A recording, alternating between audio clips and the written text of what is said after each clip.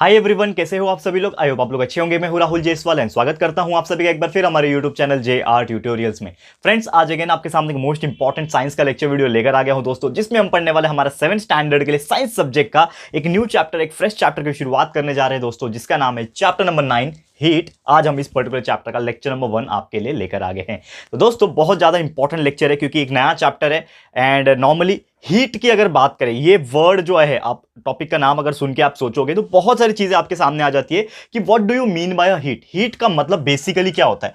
तो देखो, अगर हम बात करें हीट की, तो हीट एक ऐसा एनर्जी का सोर्स है। क्या है हीट? इज नथिंग बट एक एनर्जी का एक ऐसा सोर्स है जो कि हर जगह ब्रह्मांड में फैला हुआ है, यानी कि जो हमारा यूनिवर्स है हर जगह हीट प्रेजेंट है। एंड वी नो दैट कि जो मेन सोर्स होता है कोई भी हीट का, पूरे यूनिवर्स में जो हीट फैला हुआ है, उसका जो सबसे ज्यादा मेन सोर्स जो है दोस्तों, वो क्या है? सन। हमारा जो सन होता है, सूरज जो होता है, वो क्या है? एक मेन सोर्स है जिसके वजह से पूरे प्लैनेट जितने भी हमारे यूनिवर्सल सिस्टम में प्रेजेंट है, इवन हमारा अर्थ जहां पे लाइफ प्रेजेंट है, वहां पे जो भी हीट मिलती है, एंड साथ ही में हीट के साथ तो लाइट भी मिलती है, लेकिन लाइट की हम चर्चा नहीं करेंगे इस चैप्टर में। हम बात करेंगे हीट की, तो वहां से वो हीट मिलता है। एंड ये हीट का इस्तेमाल हम लोग ह्यूमन बीइंग्स, पेड़ पौधे, इंसान, जानवर, हर एक माइक्रो ऑर्गेनिज्म करते हैं अपनी लाइफ में, जो कि बहुत इंपॉर्टेंट प्रोसेस होता है।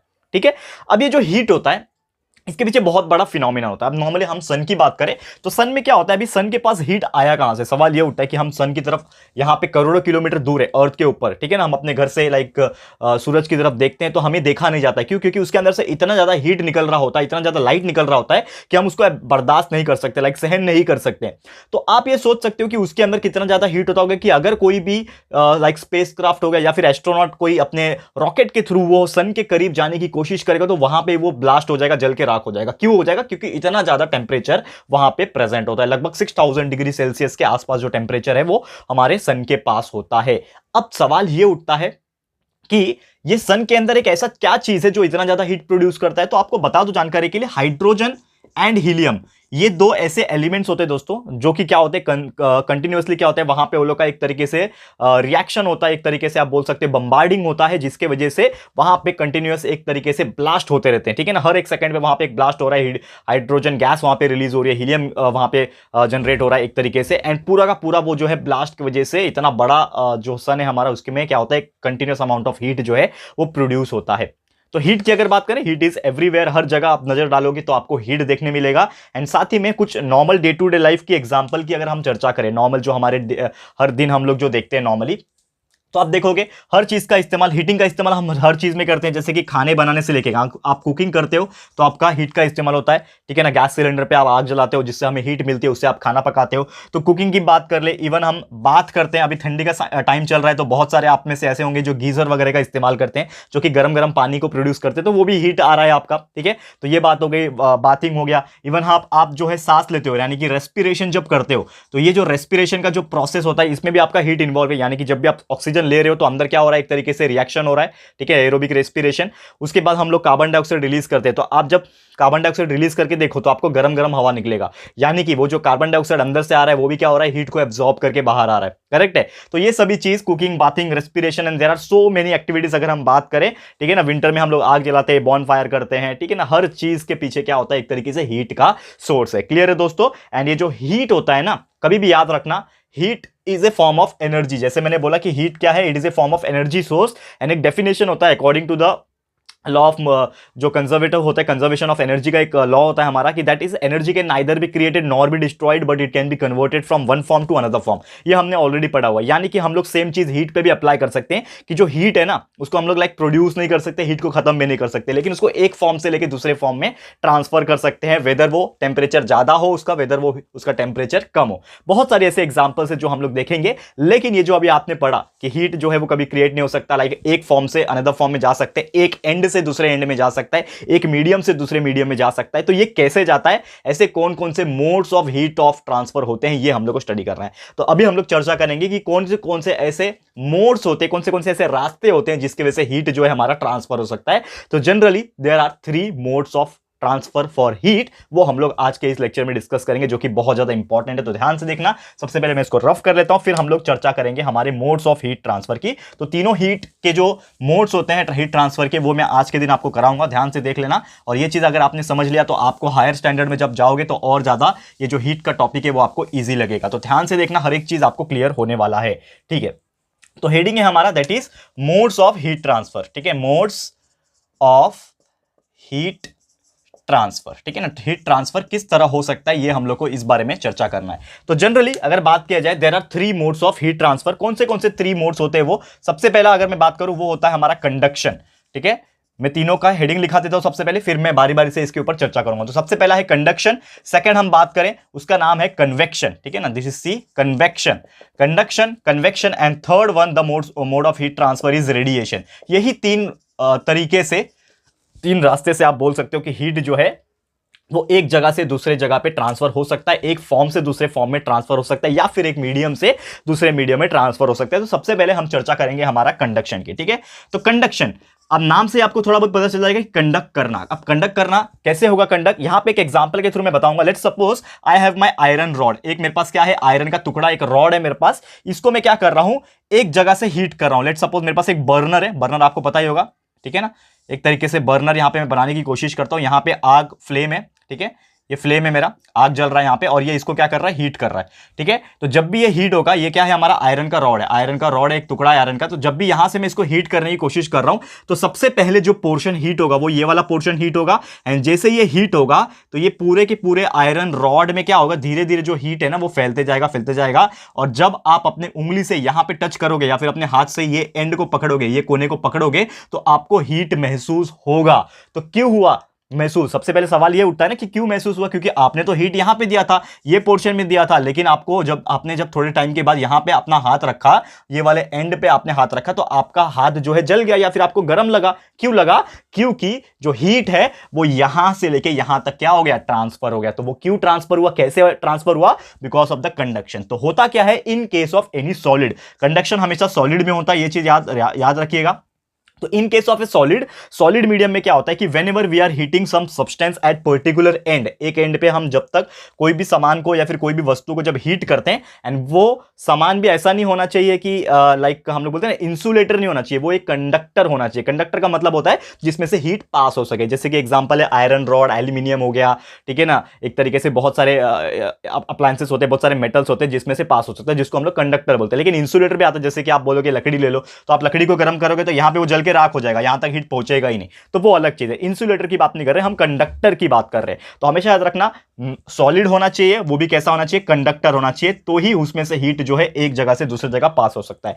यानी कि एक ऐसा फिनोमिनन है जब एक कोने में हम हीट करते हैं। लेट्स सपोज ये मेरा एक मार्कर का टुकड़ा है, ये मार्कर के टुकड़े की जगह पे एक आयरन रॉड कंसीडर करो, समझ लो एक आयरन का रॉड है। यहां पे मैं इसको हीट कर रहा हूं और यहां पे हीट कर रहा हूं, कंटिन्यूस कर रहा हूं, एंड 5 मिनट के बाद मैंने यहां पे हाथ लगा दिया इसको, तो मुझे यहां पे भी क्या लगेगा, गर्म लगेगा। क्यों? क्योंकि मेरा जो हीट था यहां पे सप्लाई हो रहा था, लेकिन वो हीट के अंदर जो पार्टिकल्स, ये जो मेटल रॉड के अंदर प्रेजेंट थे, वो पार्टिकल्स इस तरह से जा रहे थे और यहां तक पहुंच जा रहे थे, जिसके वजह से हमें हीट महसूस हुआ। और यही जो प्रोसेस होता है, that is the transfer of heat from one end to another end in case of a solid is known as जिस कंडक्शन। ठीक है, तो ये जो प्रोसेस होता है इसको हम लोग क्या बोलते हैं, कंडक्शन बोलते हैं। यही बहुत आसान भाषा में मैंने समझाने की कोशिश की कि कंडक्शन का मीनिंग क्या होता है, कि जब भी एक एंड से दूसरे एंड तक अगर हीट पहुंचता है तो उसको हम लोग कंडक्शन बोलते हैं। और एक और चीज याद रखना, एक एंड से दूसरे एंड तक गया, लेकिन मेन क्या पहुंचा, यहां पे आपका एंड कौन सा था, हॉट एंड था। यानी कि आपका जो हीट का ट्रांसफर हो रहा है वो हॉट एंड से लेके कहां हो रहा है, कोल्ड एंड तक हो रहा है। क्योंकि ये वाला जो एंड था वो ठंडा था, पहले से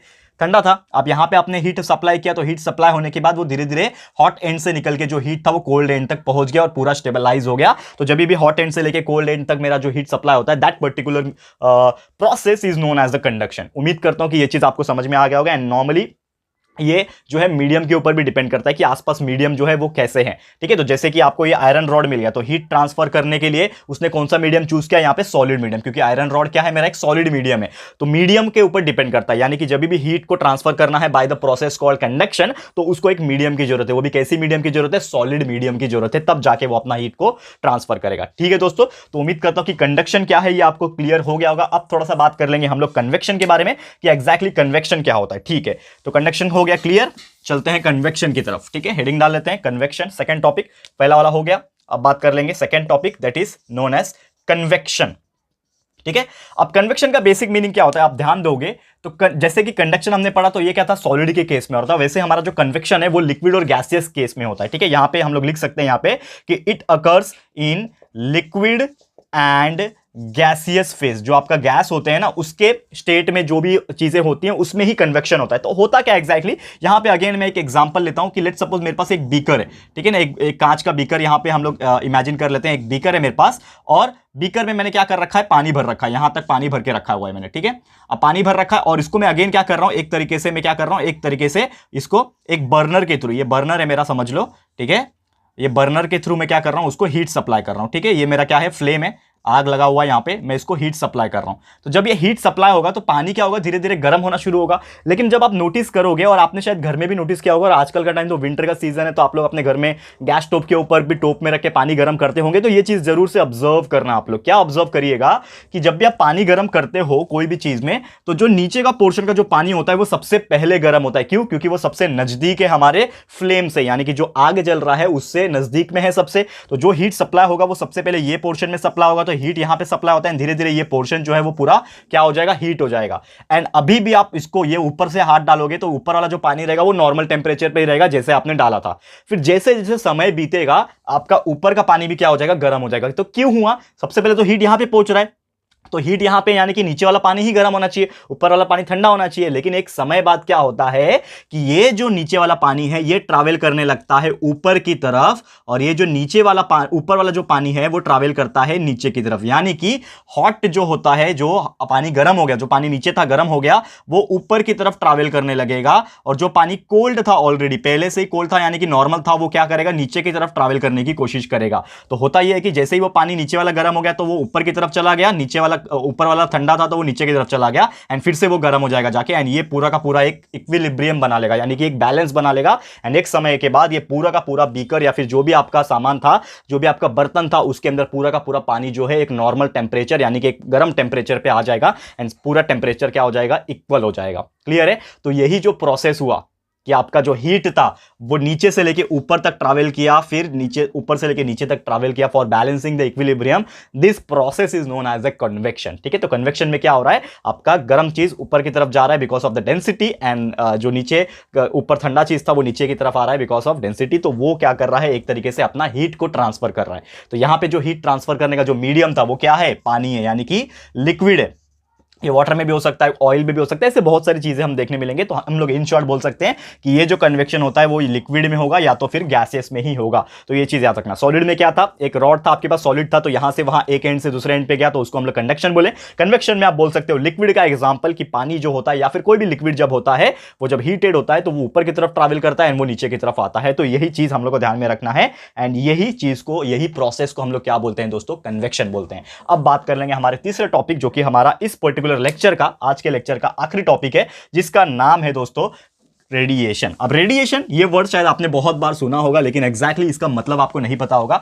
तो रेडिएशन इज नथिंग बट, अगर हम बात करें, तीसरा टॉपिक है हमारा, ये क्या होता है, इसका भी एक एग्जांपल देके आपको समझाऊंगा। रेडिएशन इज नथिंग बट एक ऐसा प्रोसेस है जिसमें हीट ट्रांसफर तो होता है, लेकिन इसमें हीट ट्रांसफर होने के लिए कोई भी मीडियम की जरूरत नहीं पड़ती है।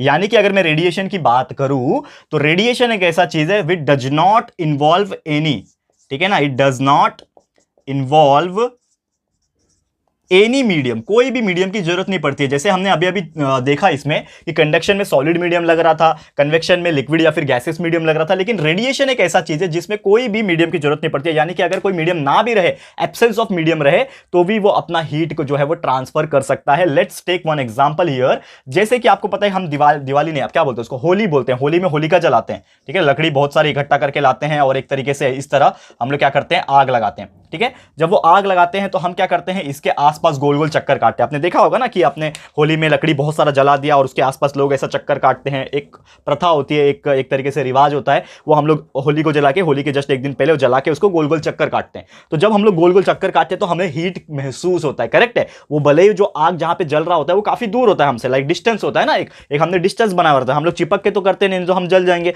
लेकिन हम थोड़े दूर भी रहते हैं तो भी हमें हीट जो है महसूस होता है। तो क्यों होता है? उसमें कोई मीडियम था क्या? कोई सॉलिड मीडियम है क्या? कोई लिक्विड गैसेस मीडियम है क्या? नहीं है, लेकिन फिर भी हमें हीट महसूस हो रहा है। क्यों हो रहा है? क्योंकि रेडिएशन जो है हीट का वो बाहर निकल के आता है और वो कॉन्टैक्ट में आता है फॉर टू एनी पर्सन और टू एनी एनिमल और टू एनी प्लांट्स, वो कॉन्टैक्ट में आता है विदाउट एनी मीडियम। तो ऐसा चीज जब भी आता है तो उसी चीज को हम लोग क्या बोलते हैं दोस्तों?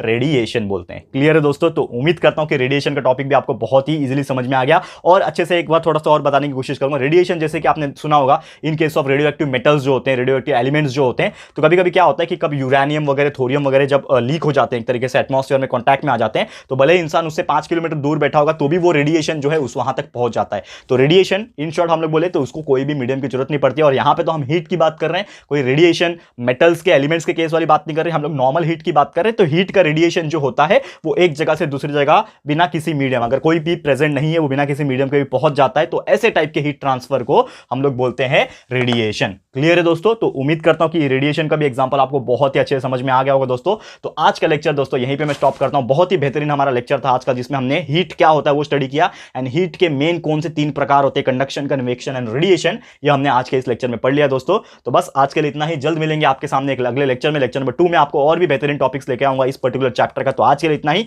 हमारा ये वीडियो आपको कैसा लगा दोस्तों, प्लीज हमें कमेंट करके बताइएगा, अपनी राय और सजेशन जरूर से दीजिएगा दोस्तों। और अगर आपको ये वीडियो पसंद आया है, यूजफुल लगा है फ्रेंड्स, तो प्लीज वीडियो को लाइक कीजिएगा, शेयर कीजिएगा अपने सारे फ्रेंड्स लोग के साथ, फटाफट से शेयर कीजिएगा दोस्तों। सपोर्ट की काफी जरूरत है आप लोग की, तो फटाफट से शेयर करो।